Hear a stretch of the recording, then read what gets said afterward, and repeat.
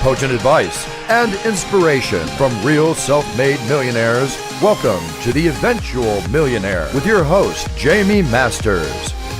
Welcome to Eventual Millionaire. I'm Jaime Masters, and today on the show we have Justin Krane. You can check out his site at cashflowgift.com. He's a money strategist, and we're going to talk all about cash flow, so make sure you check out that site. Thanks so much for coming on the show today.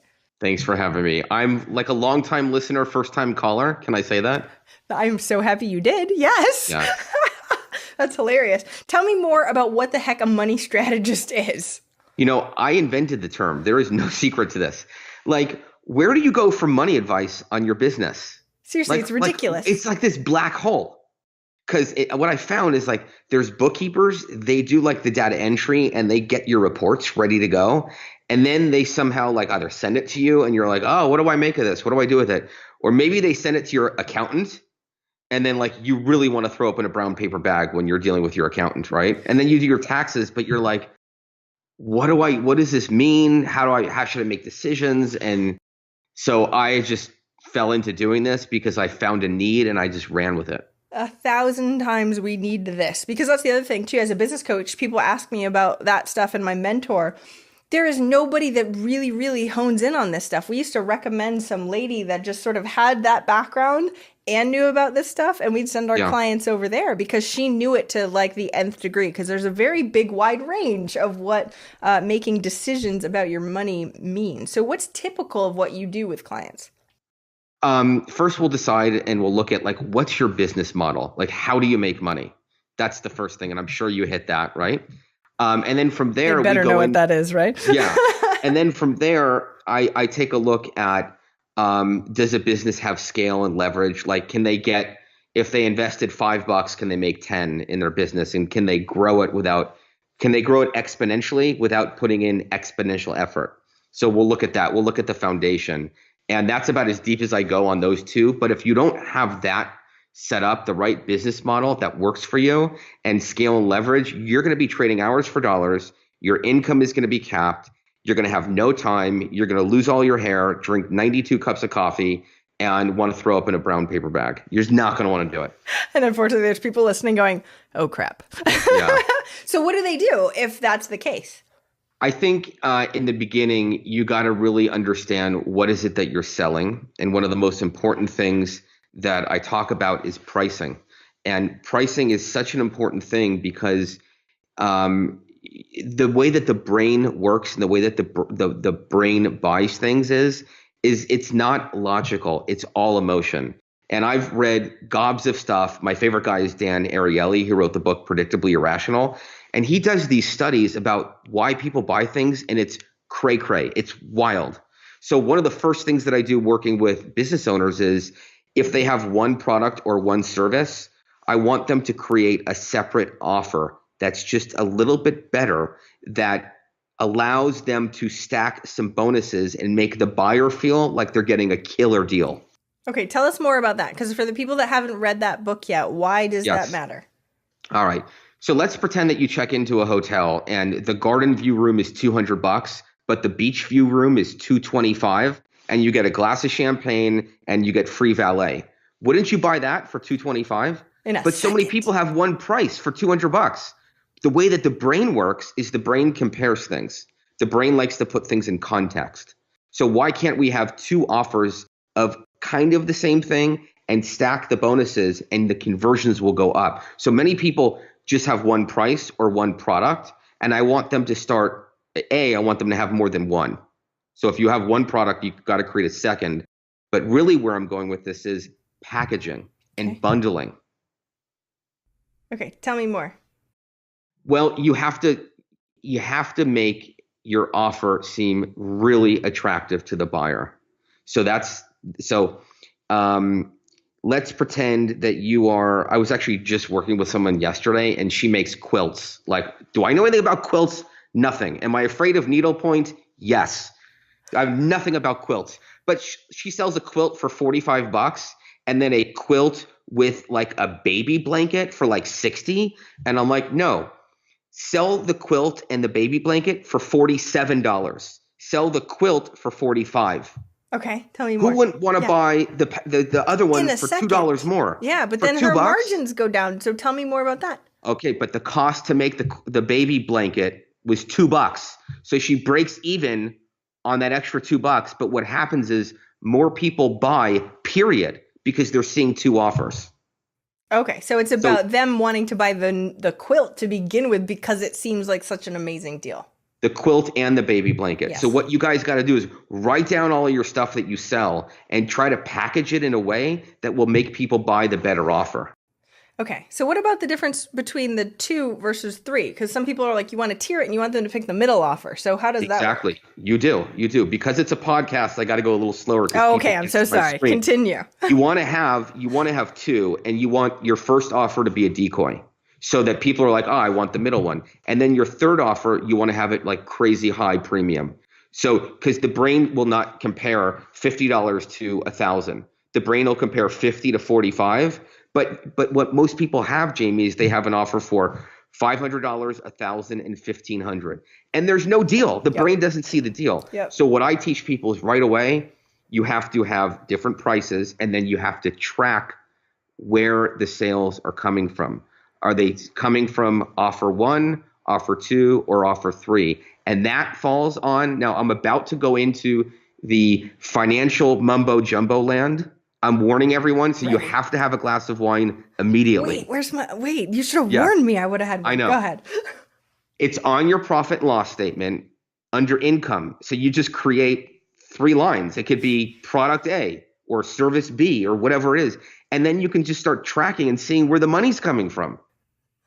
Wait a minute, that sounds too simple. No, I get it though. That makes so much sense. It's so funny how we think that it has to be this big complicated process and it doesn't. Yeah, and the thing is that I have a feeling that there are a lot of people that kind of hide when it comes to money. Like if I don't know what's going on, I can't see it. It's not a problem. It's not my fault. But your money, if you don't deal with your money is going to deal with you. So let's get aware. Today I'm declaring is National Get Your Head Out of the Sand Day. Like, come on, guys. We got to get our head out of the sand. Okay. Yes. And we got to start tracking. Okay. So let's track the stuff that we're selling.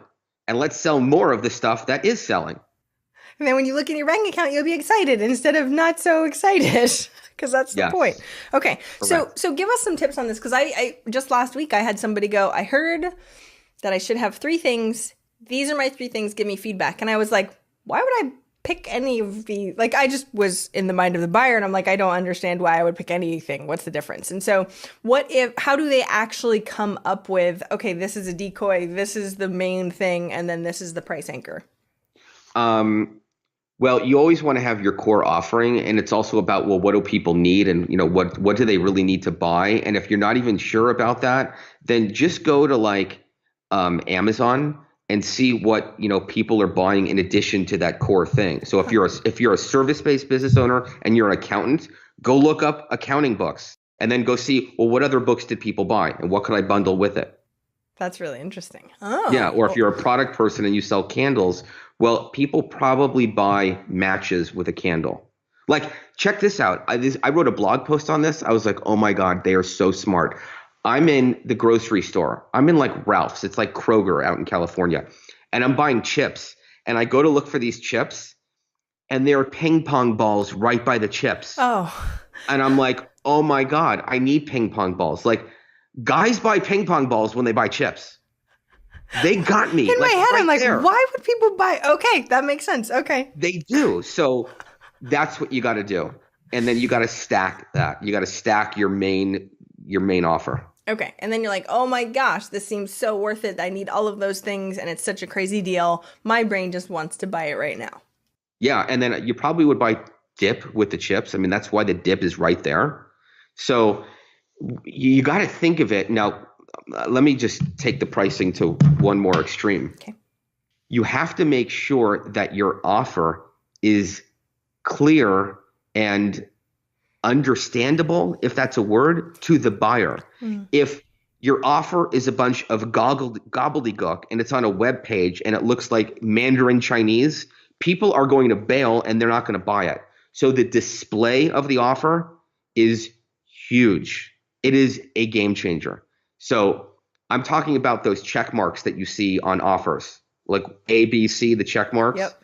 That's what you need. Because I can show you like heat maps of people scrolling up and down websites of like, what do I get with this? And these are like Fortune 100 companies where their pricing is ridiculous.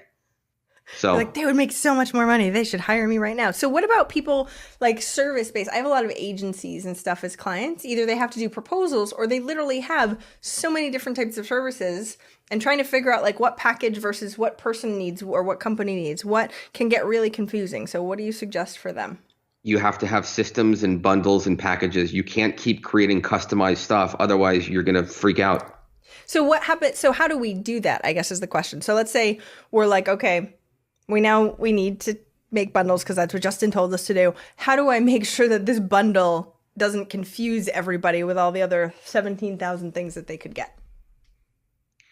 Because what you want to do is when you're displaying your pricing with what people get, you want to show them about 4 to 6 things that they'll get. Okay. You don't want to have a list of 92 things with 4 million check marks. Yes. Okay. This is my point. Because sometimes they're like, we're going to do SEO, but we're going to do it every 3 weeks. And then we're going to do it every 2 weeks. And then we're going to do it every, I'm like, jeez, right? You got to keep it like major simple. Okay. Because the confused mind just will not buy.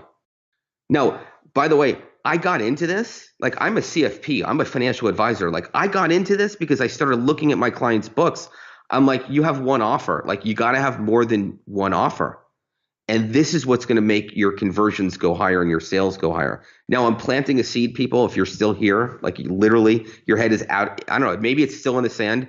We're going to talk about profits. I'm going there because you could make sales, but you need money in the bank. Like I need cash money in your bank account. Yes. I define a millionaire from net worth. So you have to keep it. I don't care about 7-figure businesses. I want Correct. people actually having money. So yes. How do we keep, let's transition. What a great segue. Yeah. How do we transition Awesome. into profit and making sure that all the packages that we have are actually making the money? Well, number one, there's a lot of people who say pay yourself first, like David Bach. Mike Michalowicz is profit first. I mean, there's all these kind of people. And that concept is exactly what you need to do.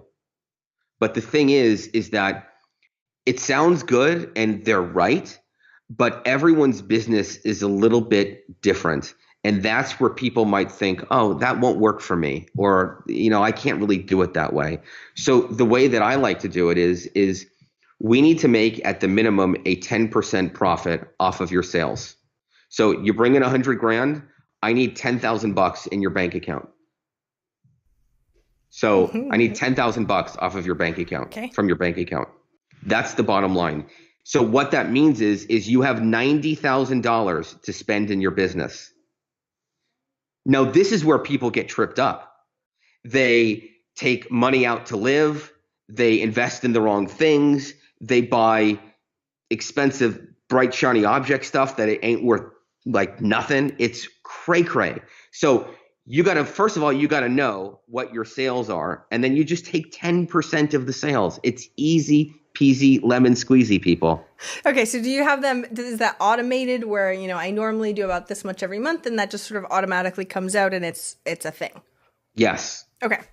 Question. So this is where I think, like you said, a lot of entrepreneurs get tripped up because they're like, I don't want to spend more money on taxes. So I'm going to invest and spend a whole bunch of money in my business. Yes. Okay, tell us more. I love that question. Okay, I'm leaning into the camera. This is one of those lean in ones. People, pay your taxes, make your profits. You're done. Don't invest in a $7,000 MacBook computer so you can write it off and make no money in profits and not pay taxes. Hello, you will never get ahead if your business isn't profitable and you aren't paying taxes. Okay, wait, I just got a new MacBook Pro, but I am profitable, but I just got a new MacBook Pro, but okay, good. But don't look for an excuse. Yes. Don't look for an excuse to buy stuff in your business so that you'll have a write-off. Like, it's still money.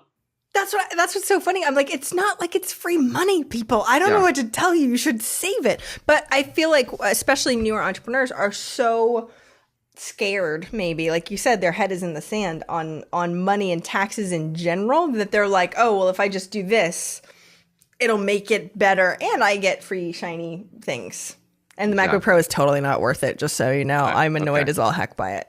Nobody get it. Oh, I remember that post that you made on that. You were looking. I remember that. Yeah. No, I'm mad. So tip number 1, don't buy a MacBook Pro and save the money. Yay, you'll be better off than I am. Okay, so tell us more about what we do after we take at least 10%, like you said. And hopefully hopefully our profit margins are better, but it, like you said, depends on what business. How do we decide what we're investing versus what expenses, and how big should they be? Like, there's so many questions when it comes to the growth of a business. Yes. So what you also need to know is, just going off of that 100,000 to 10 grand example, how much money do you need to take out of the business to live? Like, you got to take out 40 grand a year, 60 grand a year, 30 grand a year. So you got to know what your personal nut is. Because that way you're like, okay, so let's just pretend that my personal nut is 40 grand. So now I have 100 and the profit is 10, and I'm going to set aside some money for taxes. And then I got to take money out of my business to live. Now I'm left with, I'm just coming up with a hypothetical, $40,000. Now we're looking at 40 grand. We're like, where should I invest it? What should I do? What is good? What is not good? So what I see a lot of people doing is, I'll go with this one, is they're jumping into the deep end of the pool. And what they really should be doing is putting on their money floaties and getting in the shallow end of the pool. Okay, I like that. So tell me more. People, you need to get your money floaties on. What do I mean by that? I want to buy money floaties. That sounds great. Yeah, I'm going to try to trademark that. So if anyone's listening, please do not do that. So here's the deal. We all think we have to be like Richard Branson or Oprah or some big risk taker and all that. Like, I got news for you people. If you take a big risk you take that 40 grand and do one thing with it and doesn't work, you are, now I'm going to give you a technical term. It's a financial term. It's called Kaputnixville. You will be Kaputnixville because you will have no more money, and you're going to be operating in fear. I want you to operate in prosperity mode, believing in that you can create and manifest the financial life that you want. So how do you do that? You take small risks. You take risks that are one-time risks that are small. You get your money floaties on, you dip your toe in the water in the shallow end of the pool, and you go from there. Okay, so what is relative? Like, what's a small one-time risk if you have $100,000 a year? So let me give you an example. A bigger risk would be going to a trade show, where let's say the trade show fee is $1,000, an airline ticket's $500, the hotel's $500. You got to get marketing collateral. You have to hire an assistant to go with you. Next thing you know, you're into it for $4 grand. That might be big for you. So what you could do instead is you could go to a networking breakfast and sponsor that for $300. That's one time. That makes sense. Versus, that's one time for $300 versus $400 or $4,000. So how do we know what to test versus what not to test? Do we actually take money into it? Because what if we're like, okay, we did the research and this trade show is what really does really well for other people that are in my same industry and niche and that sort of thing, and the breakfasts sort of don't, and they feel like they have to take a risk. Okay. By the way, I'm all about taking risks. In the beginning, take smaller risks. Okay. It will help your cash flow. But here is a metric that I use that will really help people make decisions with their investing. Okay. 3 times your money. If you don't think you can make 3 times your money, then don't do it. Now, where did I get that? I made it up. I completely made it up and pulled it out of my you-know-what. Okay. Yeah, I made it up. But you know what? It's good because you'll think twice about, like, do I think I can make 12 grand off of that trade show? Or do I think I could make, 3 times my money? And then if you don't, you'll be like, you know what? I'm going to keep the money in the bank because cash is king sometimes. Seriously. Okay, so that's the other piece. Cash is king, and it can make you feel safe. And I talk to a lot of entrepreneurs, especially female entrepreneurs, about safety and how much money we have in the bank and what feels good. So that way we can make better business decisions. Because like you said, when you're operating from fear, I feel like all hell breaks loose. We let the emotions make our decisions instead of being, our good business owner hat.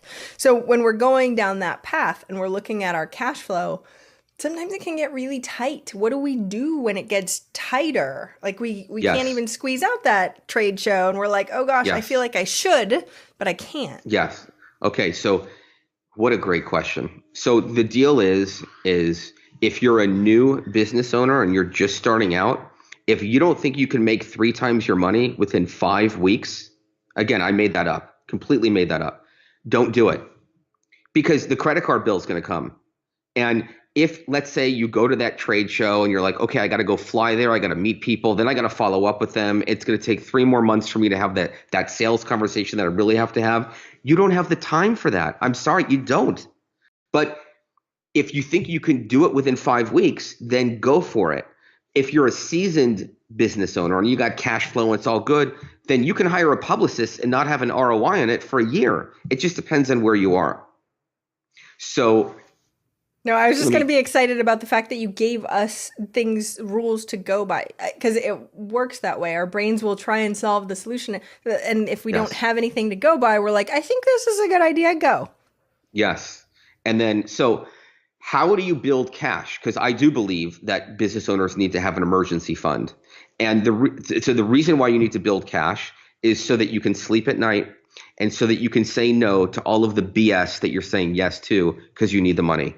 I want people to say no all the time. Now, I'm not a Debbie Downer, Donnie Downer, or whatever. Like, I want you to say yes. But the more times you say no to the BS, you'll get closer to the yes where you think you can make 3 times your money. And then you'll be operating from a point of strength. Like, I got this. Like, the money's Justin, there. We love you. Okay. Yes. Yes. So I want you to say no, because that will open up the yeses for when it feels good. It will help you build the cash. And then how do you really build the cash? By the 3 times rate of return. I can't tell you how many times people have not, it's everything that we do. We hire consultants. It doesn't work. We do a new website. We don't think we can do it. Now, I'm not talking about getting office space. There's no ROI attached to office space. I'm talking about like running ads or flying to a conference or maybe doing a joint venture with someone. But this 3 times is huge. It's like it grounds you. Well, and that's the thing. I feel like people have a spray and pray sort of model in marketing, and they're literally going, well, I'm going to test it because we're told to test, right? So I'm going to test this, and I'm going to test this, and I'm going to test this, and I'm going to test this.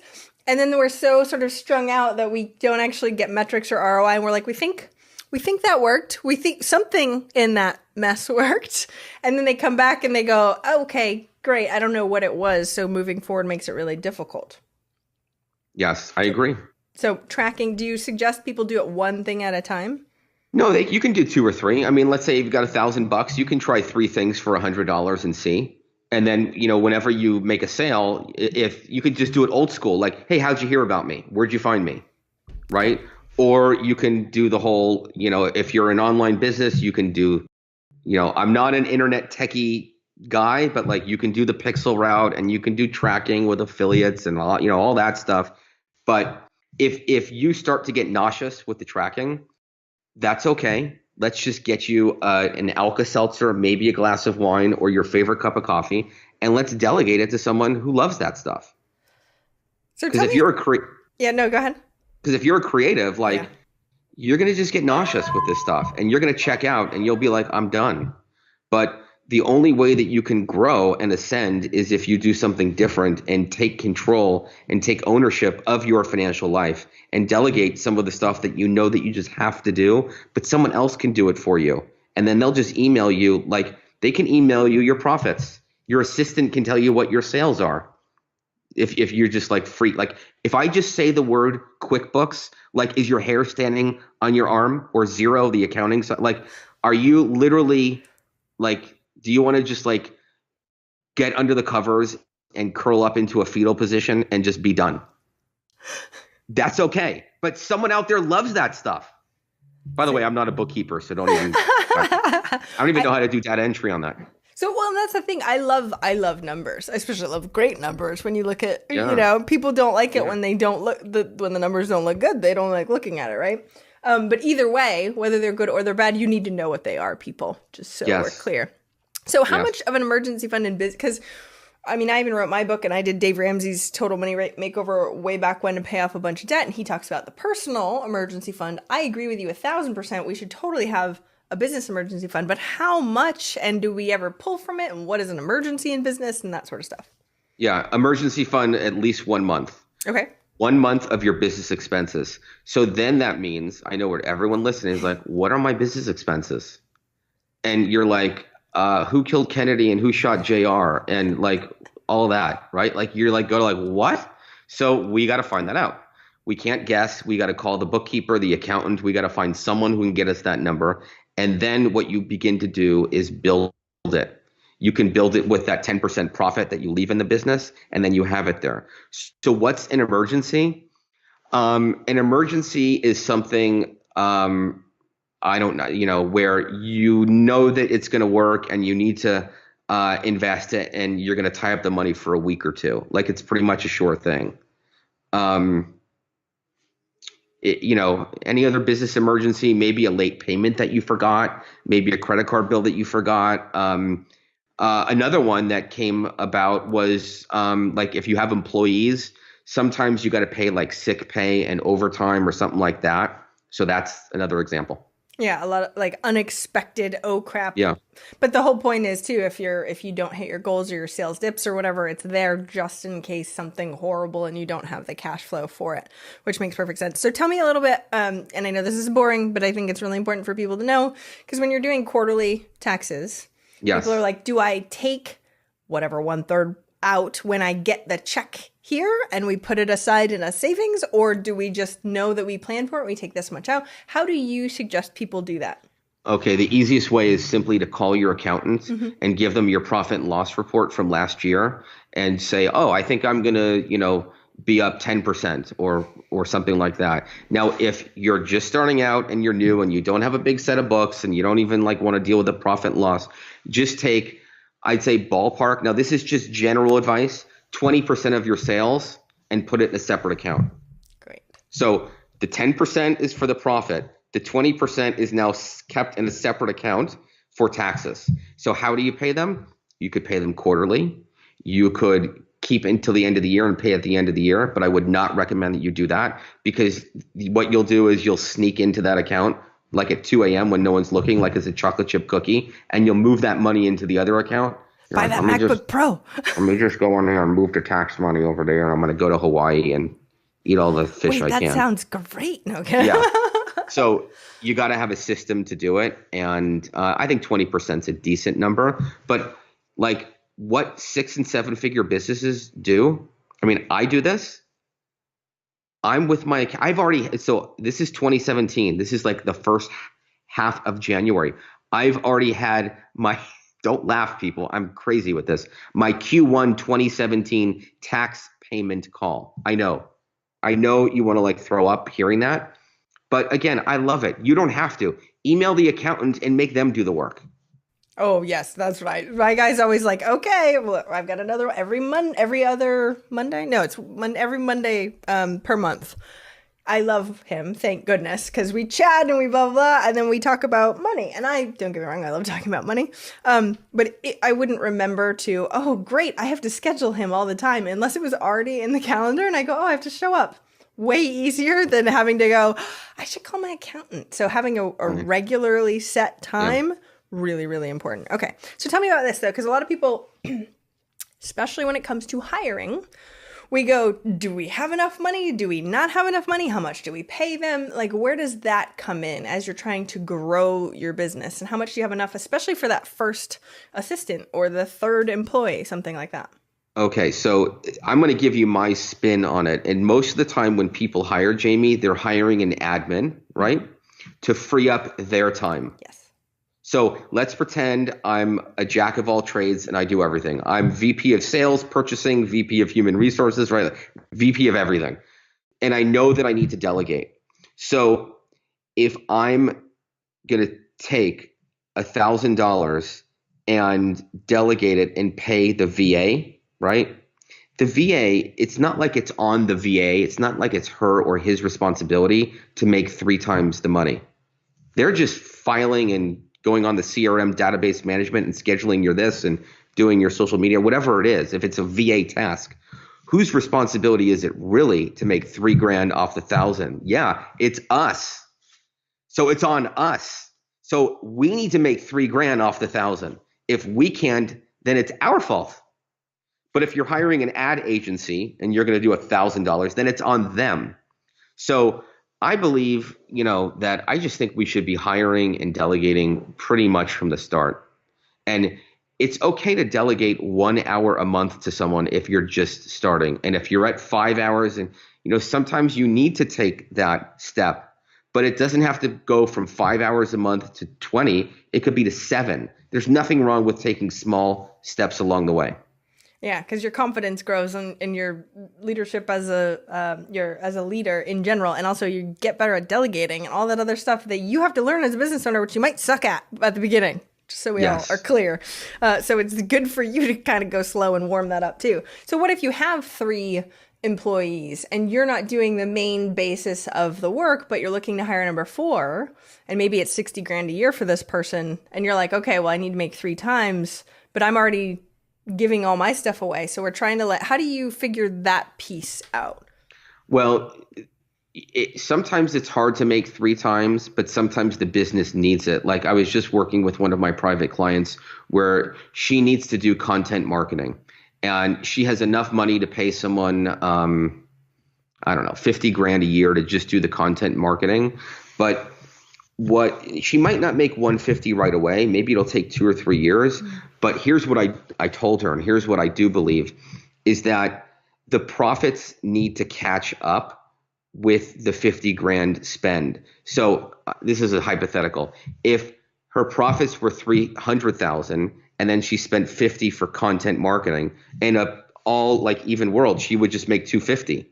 But what has to happen is the following year, or at some point soon, the profits need to go back from 250 to 300 so she could make that next investment and hopefully still make the ROI on the content manager. What people do is they make 4 or 5 huge investments and the profits don't catch up. And then it's like, wait, I was doing great, and now I'm waiting for all this to hit, and it hasn't. Okay, so that's a huge point, because especially content marketing, SEO, they're like, it takes 6 months to a year before it actually ranks more and blah, blah, blah, all that stuff. And you're literally going like this and hoping whatever the strategy is or whatever the hire is going to help us with the profits. Because we're good at predicting, but you can't predict the future. So we're trying to make this strategy and assume growth. And what I see with entrepreneurs is they're like, and next year I'm going to double. Oh shoot, we didn't double. And I did my investments as if we were going to double, and then it didn't work out so well. Ouch. And then we get in a cash flow crunch, and then you're like, oh crap, and then you can't sleep. So what do we do to prevent that when we feel like we really need that content manager and the profits look okay that year? You got to go for it. If the business needs it, you got to go for it. Like if you need to be on social media and you haven't, and you know that the business needs it, and you want to hire and delegate someone to do that, then you have to set up an expectation up front with who you're hiring and establish clearly defined goals and targets that they need to get for you. Just like with the SEO, you could track the hits to your website within a week or 2 and start seeing some improvement. So a lot of times people hire, marketing people, agencies, consultants, and they bomb. I have had that happen before. Yes. Yeah, I mean, I'm like, there goes $20,000. That was awesome. It's like a rite of passage. They bomb. And that's where you've really got to get referrals, references. Maybe you got to have that person take the Colby test to see, are they, I'm sure you know about Colby, right? Yep. And your people probably do. Are they a fact finder follow through, or are they creative quick start? What I'm a fact finder. Yeah. Oh, I'm a massive fact finder follow through. But I surround myself with creatives. I got creatives that are in my own group that I mentor. They're all creative women business owners that ready, fire, aim, and not ready, aim, fire, So I digress, but it's the point of is you need to just track this stuff along the way. And if you don't feel like it's working, you got to cut it off and be like, sorry, I got to take care of myself first. But that's if it's not working. The point that we talked about in the beginning is that if when the foundation is up and you actually know your numbers, it's easier to know if this was a good idea or if it wasn't, or if it's working or if it's technically not working. Instead, most people come from the, oh crap, I don't know, right? Yeah. And it's hard to make decisions based on that. So I'm a fact finder also. What a surprise, right? I get data from a bazillion millionaires. To me, I care about data a lot to make decisions. But a lot of entrepreneurs aren't like that. They're quick start. I'm a quick start. But they're not fact finders. So therefore, data is just one of the extra things along the way. So setting up the systems like you were saying this entire time, so that way you can get banged over the head with that. Extremely important, people. Okay, perfect. So we've gone through a lot, which I really appreciate. I know we have to start wrapping up in just a minute. But before we do that, what do you think people should do when they're making these decisions if they don't feel like they have the data, or if they don't have I feel like we just try and grasp at straws for deciding on marketing tactics or hiring an agency. I think this is going to work. I'm not totally sure. How do we figure out and actually make the right decision in our business based on cash flow and without knowing the data? It's harder to. It's a guess. We don't want Jamie, to guess. That's the thing. I think it's a guess. I think, what happens most of the time is people make guesses based on unknown numbers. And, sometimes I like to just feel the energy of when I hear or when I say, you got to know your numbers. Because to me, that puts all of the onus on the business owner that they have to know their numbers. And what I believe is you got to have access to people that can help you know your numbers or tell you what your numbers are. And then it's not a guess. Then it's a real informed decision. And then it's like, okay, I got like my book, Money, You Got This. I got this. I know my numbers. I can get them and I can make a better informed decision about it. Otherwise, it's guessing. And, yes, we can have luck, but like, you got to know some of this stuff and you got to have people that can get that info for you. Yeah, because we can't most likely, even if it's digging through the data. Not that you want to do that, but it's in regards to that, I think it's really important. But like you said, so do you suggest not guessing? Yes, I suggest not guessing, and then I suggest another thing is this comes up a lot when I work with people is once they know their numbers, they're going to have to make some really hard decisions. Like they might have to, mean that they're spending too much in their business, their prices aren't high enough, they're taking too much money out of their business. They're going to have to make some very, very tough choices, like letting an employee go, or maybe doubling up on one investment and then not doing another investment. And they're going to have to get uncomfortable and make some change. That's probably part of the reason why people don't want to know, because then if they knew, they'd be like, okay, now I really have to make a decision. It's not my fault. So for the people who are like, oh my God, I know I got to do this. Like, yeah, it's okay. But you're going to be faced with some tough decisions and you can do it. You really can. Funny how emotional all of this stuff is as we're talking about, yeah, right? For sure. It's like you assume that, well, money are just data and numbers and that sort of thing. And it brings up all sorts of stuff. Oh, wait, if I don't look at it, then I'm okay. Right? Yeah. And getting over some. Is there any books or recommendations for people to get over some of that stuff that you recommend?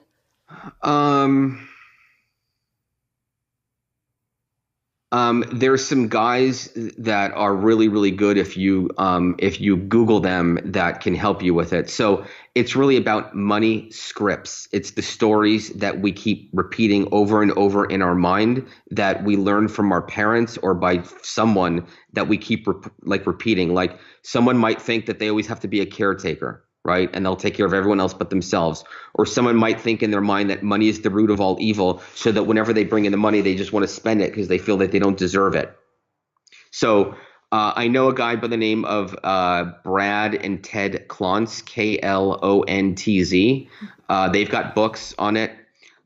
Rick Kahler, Rick Kahler. These are money psychology guys. And then my mentor, I don't know if he has a book, but he's mentored me on this because when I work with people, this stuff comes up. Like I just am aware of it, right? And you want me to give you his name for the notes? I would love that. Yeah. Yeah. Jim Got First. It's spelled Gott. F is in Frank, URCHT. I love that you gave us this because I haven't heard of any of these people, which I think is amazing. Because usually you're like, oh, it's David Buck, it's so-and-so. And I feel like yours, I'm assuming, will go into much more detail on the psychology side. Major. Business owners are smart and they need the high level stuff that will make a difference in their business. Okay, so I love that. I love talking about money. Maybe that's sort of why I have a show called Eventual Millionaire. But we have to start wrapping up. So what is one action listeners can take this week to help move them forward towards their goal of $1 million? I think the action is making a decision that you need clarity. You need clarity. And what is one thing that you can do to get clearer on your numbers? Is it making that phone call to the bookkeeper? Is it calling the accountant for your taxes? Is it looking at your sales and seeing what's doing well? Take one action all around the word clarity, because when you're clearer, you'll be more informed, you'll make better decisions, and you'll feel good about it. Which is what everybody wants in life. They want to feel good at talking about this stuff. Awesome. So where can we find out more about you, what you have to offer, all that fun stuff? Yeah. So as people are listening, you're probably like, oh my God, there's so much stuff. I'm overwhelmed. And that's okay. Like, you can be stressed. There's no problem about that.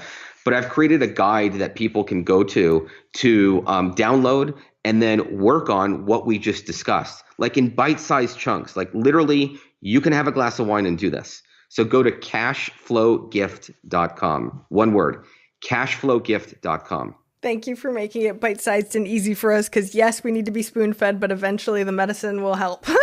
Yes, thank you so it's much, great to Justin. be here. So amazing to have you on. I hope you have a fantastic day. You too. Thank you so much for listening. I hope you enjoyed that interview. And if you want to check out more amazing resources, I'm only curating the best of the best. Go check out eventualmillionaire.com. You can take the Eventual Millionaire quiz, figure out where you are in business and what you need right now. Plus, you can look at curated resources specifically for you on the new Start Here page. I'm so excited. Please join us. Please let me know if you need anything at all. I'm here for you. And have a fantastic day. Bye.